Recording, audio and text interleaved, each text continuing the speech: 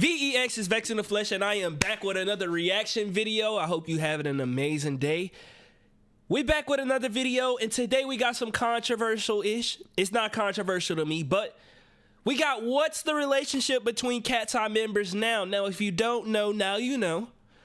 KATSEYE was under controversy after releasing the Netflix series. So I decided to go on Netflix and check out the series. The video is over on the Patreon if you guys do want to go check it out. But I decided to binge watch the entire series to see what all of the hype was about. I see the frustration. But now it's time to see what the relationship really is between KATSEYE. They did clear the air and say that it's nothing wrong with them. You know what I'm saying? They was going through a stressful time, so the tension was a little bit high, but let's see what this video got. Since the release of the Pop Star Academy documentary, which followed KATSEYE from their early training days to their debut, viewers have been left with some questions. While it highlighted their journey, certain moments in the film sparked curiosity: are the girls genuinely close, or does some tension from the show still linger? Across 8 episodes, Pop Star Academy followed the intense journey of over 20 trainees as they trained and competed for a chance to debut. The show captured the pressures they faced, from grueling practices and eliminations to personal conflicts and rivalries. Now, seeing as they were all in their teenage years, with the oldest being 21, one would understand why they didn't get along. After all, they were all competing with each other, so it was only normal for them to feel jealous or even upset towards the other girls. However, based on remarks and posts from both current and former trainees, it appears their issues weren't fully worked out. This raises the question, what's the dynamic between the members and the other girls like today? Most trainees seem very supportive of the current members, even commenting on their posts on social media and posting TikTok. I seen that they was all like following each other, this, that, and the other. And to be completely honest, you shouldn't expect everybody to get along with everybody, bro. At the end of the day, it's work, bro. That's what y'all don't understand. I know that y'all want to think that this is a fairy tale and they, you know what I'm saying? It's work, bro. Even if they didn't get along, y'all shouldn't care and y'all shouldn't know about it because, bro, they gotta work. Talk to the group. They gotta pay them bills. That doesn't seem to be the case for everyone, though. Adela and Naisha, among the eliminated contestants, seem to have the most issues with Manon. To explain, Manon struggled to understand the demands of the K-pop training system and initially treated it too casually, even comparing it to school, where skipping days was an option if she felt unwell. Her frequent absences, partly due to having COVID. It pissed me off how other girls were given time to talk about being sick when they didn't feel well. Meanwhile, Missy briefly mentioned Manon testing positive for COVID, and then they immediately moved on and kept acting like she was skipping practice for fun. Girl, I had COVID. Nah, I ain't gonna lie. Having COVID is valid. You know what I'm saying? You don't want to be around the girls and give them nothing either. You know what I'm saying? COVID at the time seemed to have frustrated the other trainees, who began questioning her commitment to the program. But I don't even think it was just that, bro. I think it was just the attitude overall why they was kind of a little bit on edge about her. You got to think, a lot of these girls working their tail off, they frustrated, and then whenever you go to fan voting and everybody want this girl who you viewing like, oh, she don't really care that much, and I know that the producers and everybody see that, so they not really like saying that she gonna be one of the top people, but everybody want her to be the top people just because she look good. Like, they hurting. You know what I'm saying? And I understand that. But at the exact same time, I also understand that the fans just choosing who they want to choose. I don't know, because I wasn't there whenever they was doing like the fan voting. I don't know if they could see the Netflix documentary. I'm pretty sure they dropped the Netflix documentary after the fact, right? If they did, we got to understand that the fans couldn't see that. They was just judging off of face value. They was just judging off of what they saw. You know what I'm saying? So I understand both sides. Not only did her lack of effort disrupt the group's teamwork, but they also had to prepare 2 versions of choreography in case she didn't show up. This left the others feeling that she was being selfish and didn't deserve her spot, as they believed she wasn't putting in the same level of dedication. Naisha didn't show any signs of conflict with her at first, at least not on camera. She was actually eliminated in the 4th episode for violating her NDA, so yeah, this made me cry, bruh. This made me cry. For the simple, and I don't even know what all that happened. Like, I know what they said in the show and stuff like that, but it was like, you chose one person when all of the girls was low-key. You know what I'm saying? It's like, that's tough, bro. I probably would have just told them all, like, you know what I'm saying? Like, this can't happen again. You know, this your only warning. I probably wouldn't have kicked nobody out. This one hurt. I ain't gonna lie. I cried during documentary. So she when was this gone happened. before the conflict started taking place. Adela, on the other hand, was voted out right after the show shifted from judges' decisions to public voting. Adela ranked 20th, And was it while fair? Manon placed 4th. Episode 7, after both are eliminated, Adela and Naisha appear on a beach, with Adela suggesting Manon doesn't deserve to move forward or debut in the group due to her lack of commitment during training. She's heard saying she breaks the rules and she doesn't get penalized for it. Like, now it's being completely ignored. It's surprising because we naively thought something else. Seeing Naisha and Adela after their elimination stirred up some debate, especially since they were no longer in the program. Fans were upset that other Bro, how you gonna hold up? Before we get into this, before y'all piss me off, how we dragging Naisha into this just because she was on the beach? In that case, we might as well blame the fucking cameraman too, cause he was on the beach recording them and he put it out. And we gotta blame the producers for being messy. Like, bro, Naisha was there. I'm sure she probably agreed because they on camera and it's like, why would I sit here? Well, she could have sat there and been like, nah, I don't agree, but she don't know because she never met her. You know what I'm saying? It's like, dang, bro. And I get where Adela coming from because I don't think Adela should have went out first round. Whenever they got her out, it low-key made me mad because it was like, out of everybody, somebody who placed top 3, top 4 every single time, even though she got 20th in the fan voting, I feel like she should have, like, if we averaging it out, she should have placed in the middle, not literally getting kicked out. Bro, that was crazy, bro. trainees, including those who actually made it into the group, barely got any screen time, while Naisha and Adela were seen discussing how they felt Manon didn't deserve her spot even after their elimination. While her feelings were valid, many people argued that she went about them the wrong way, as Naisha was also flamed for the things she did after the show had already aired, particularly a comment she left on Hold up. We talked about this. You knew this spot was yours, and so did I. So proud of you, sister. Now I need you to know that you are not only holding it down for the brown girls, but you're going to end up having to hold it down for the black girls as well. It might not make sense now, but it's a matter of time that it does. And when it does, know that I trust you. I believe in you. Okay, this was low-key sweet. Who was this about, though? Lara's post caused the majority of the group's fans to turn against her. In the comment in question, Naisha says that she's proud of Lara and that she deserves her spot in the group. She then says that Lara has to hold it down. But she not black, is she? Now, she is brown, and I respect that. But I don't know if girls, but she's going to end up having to hold it down for the black girls as well. To fans, this was a weird thing to say, considering that Manon, a black girl, had also made it into the group. Not only that, but Naisha was eliminated from the program before Lara had even come in. So to make these comments on her page, shading Manon was uncalled for. Later, is this shading though? I ain't gonna lie, I don't think this is shading low-key though. Like, Lara had even come in, so to make these comments on her page, shading Manon was uncalled for. Later, Lara unfollowed her. Naisha was also accused of commenting and showing support to every single one of the members, except for Manon. Fans found the situation frustrating, especially since Manon had always been kind and supportive of Naisha, especially after she got booted out. Despite this, Naisha badmouthed her after being eliminated, even though Manon had literally nothing to do with Naisha leaking songs online, which was the reason for her elimination or her conflict with the program manager Missy. For Adela, well, she's undoubtedly the person that got talked about the most after the show aired. Adela ranked high consistently throughout the first few episodes as she put a lot of effort into everything. She showed up to practice earlier, practiced in her free time, and even helped the other trainees with whatever they needed. She was also well liked by both the girls and the judges, with Missy being particularly fond of her. However, Adela became frustrated with Manon when she began skipping practices, and she showed it the most. In a private chat with Dr. Wetter, the program's psychologist, she expressed her frustration that Manon was receiving a lot of attention even though she missed team practices. I feel like she was saying what every single one of the girls was saying low-key. I ain't gonna lie. Adela stated that she felt as if the support for Manon was based solely on her looks rather than her contributions to the team. Now, the looks do contribute.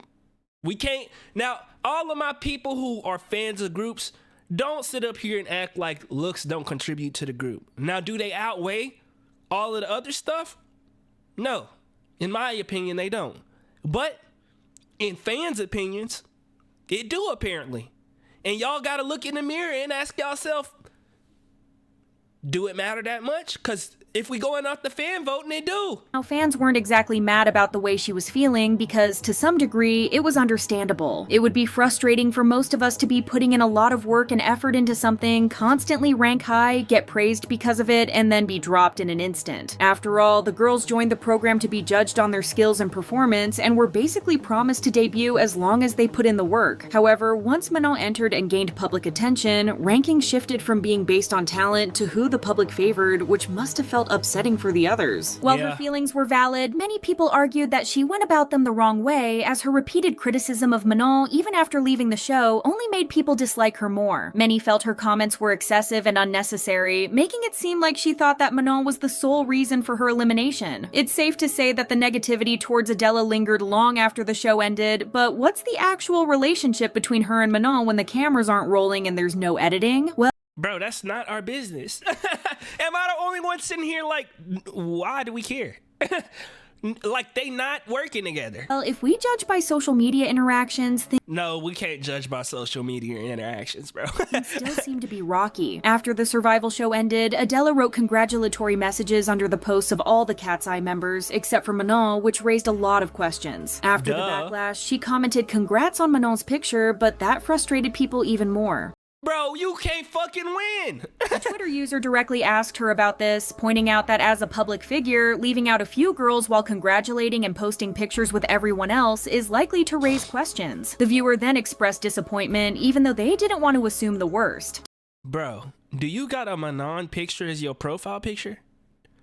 Of course you don't, and she shouldn't even respond. As soon as I see that Manon is her profile, I can't even tell if it is, but it looked like it resembled her. As soon as I see that, I'm not even replying to you because you trolling at this. To this, you trolling Adela at this responded point by saying that she had never been that close to Manon since they weren't in the same groups and didn't live in the dorm together. She explained that she congratulated her personally, but only posted public congratulations for those she was closer to. Then she went on to write, I saw that people were being weird about it, so I posted the congrats, but that just upset everyone more. There wasn't malicious intent, we just weren't tight. The explanation got mixed responses. Some said that the issue wasn't as deep, and these were just the realities of survival shows. It's the not girls that weren't deep. all going to be close to each other due to the program's competitive nature, which was okay. It's not like people get along with all of their co-workers, for example, and if they do, it's not like they're close to everyone. They also noted that since Adela wasn't a part of the Dream Academy when the final lineup was voted, it was confusing why people were still checking up on her and seeking her opinions. However, others said that Adela was just being petty by not congratulating Manon. One commenter pointed out that it would be understandable if she only mentioned a few members, but if she was close with all but one, it would have been respectful to include that person too. According to them, she didn't even bro, y'all so fake.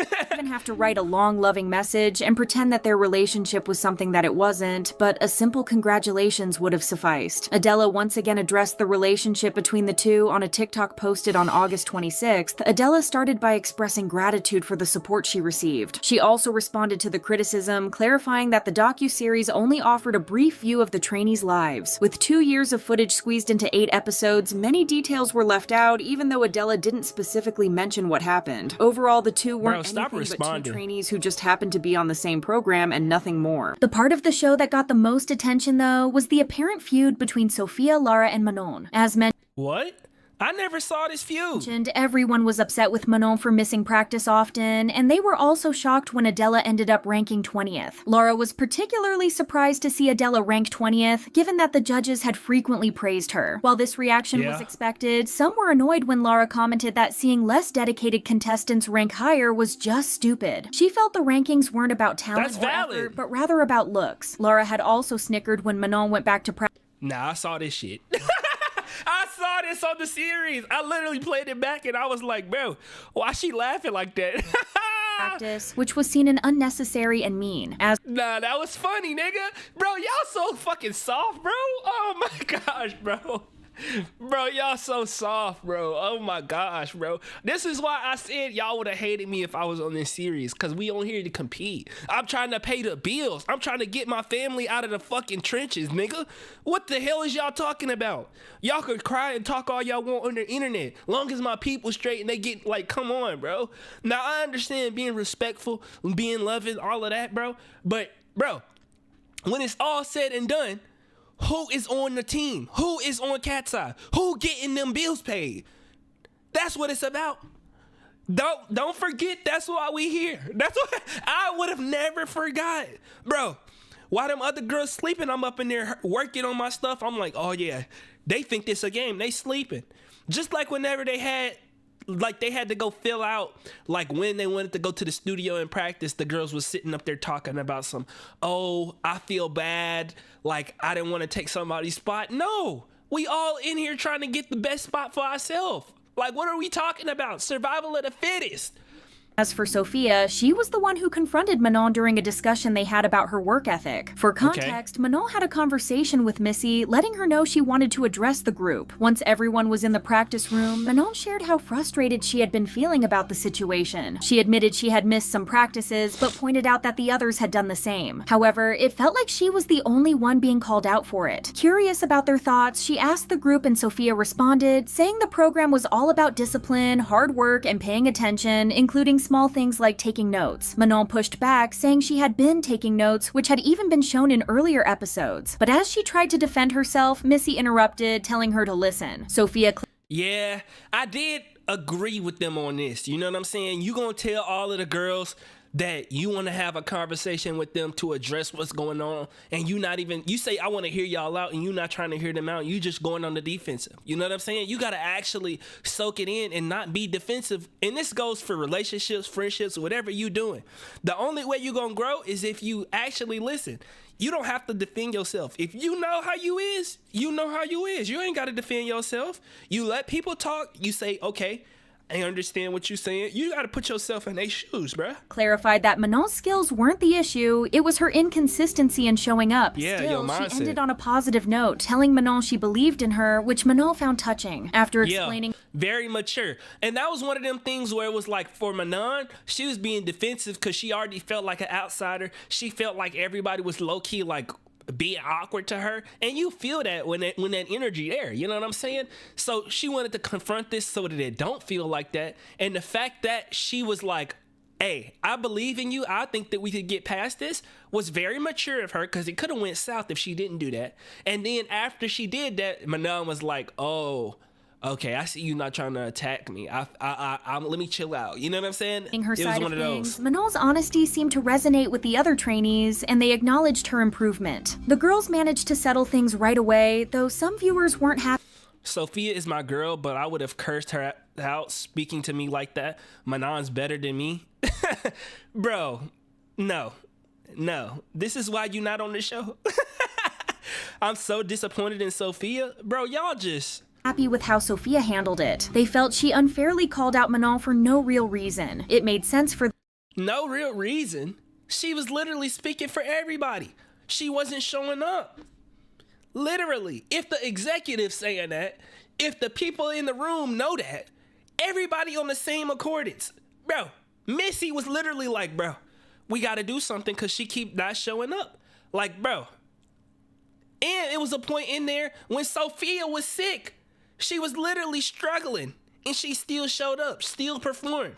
No excuses. Still in there taking notes, COVID mask on, bro. What are we talking about, bro? For them to be frustrated, did we watch the same but show? Criticizing Manon for supposedly not taking notes and zoning out just once felt unnecessary. As for Lara, y'all don't even know. Y'all don't even know if it was a just once type of thing. Y'all wasn't in the program. Like they said, like Adela said earlier, bro. This was 8 episodes over 2 years. This is not everything that y'all experienced. Think about that. For 2 years, every single day, bro, you wasn't there to know. You know what I'm saying? And these girls probably keeping tally after a while. You done seen somebody not show up and stuff like that. Now they starting to keep tally like, bro, it's no way she gonna make it if she keep doing this. We just gotta keep grinding. We don't have to worry about her. Only to find out she's one of your biggest threats, and she not even like that in terms of skill. Come on, bro. Stop acting like y'all wouldn't be feeling some type of way either, bro. You've been grinding your whole life for an opportunity like this. You finally get it, and you actually talented. Put yourself in Adela's shoes, man. She got the most hate. Now, do I think she should have been super bitter after the fact? No, bro. Drop it, move on, have short-term memory. Like, you gonna have other opportunities because you was a gifted dancer. You gotta believe that in your heart. Y'all a little bit younger, so I understand that your maturity might not be up there. And I'm not talking about you specifically, even though you is a clown low key. For the comments she made about Manon, which made people sorry. wonder whether the friendship that the girls were displaying for the public was real or not. They might have patched things up for the sake of the group, but how real was it really? Well, the girls addressed the claims multiple times. Sophia reflected on their journey, mentioning how a few years ago they were just young and inexperienced, navigating an incredibly intense process. Now, Literally. as both KATSEYE members, they have grown so much that their bond feels unshakable. Manon also referred to the girls as her sisters, saying that she was glad to have them by her side during the experience. They even made jokes about their alleged beef, with Lara and Manon posting a TikTok saying, "We're literally fine." Whatever their— Nah, I would have been joking this so bad, bro. Y'all would have thought we was enemies, bro. And y'all would have been listening to, y'all would have been tuned in, bro. I would have been like, bro, we need to have like some variety shows where we play on this beef. Because that's what the people want to see. They want that drama. Even though we cool, they want that drama, bro. Their issues were, it's clear that they have gotten past them and are working actively to make sure that their bond only grows. Yeah. The fact that they are in the same group, they gonna be cool. You know what I'm saying? Even if it's not a real friendship, you know what I'm saying? At the end of the day, they gonna have to be at least cordial. You know, they gonna have to at least be solid with each other because y'all working together. That's just how it is, bro. I don't think it was real beef. I think they was under a stressful situation. Like I said, when I checked it out on Patreon, I think they was just in a stressful situation and they, you know, let it get to them a little bit. But that's what happened whenever you going through something like that, especially when you feel like you fighting for your future. You know what I'm saying? Especially you didn't put in 2 years worth of work. You gonna feel some type of way about that. I don't blame them. You trying to pay them bills. Like you trying to pay them bills. You trying to get mama and papa out of poverty. If they in poverty, some of them not. I know Laura, you know, I seen them in the mansion. Her and her people, they got it like that, but not everybody, you know, got it like that. So, you know, and it's they dream. So I definitely understand both sides of it. You know what I'm saying? I was leaning towards the girl side because it was like, you know what I'm saying? But I also understand that, you know, Manon is pretty. You know what I'm saying? And people like a pretty face, pretty privilege. That's pretty privilege at its best. But y'all let me know what y'all think about this in the comment section below. Do y'all think that they really actually cool? Y'all think it was actual beef? Or do you think they was just under a stressful situation? Did you actually watch the series? Let me know in the comment section below. And how did you feel about it? It was very emotional for me.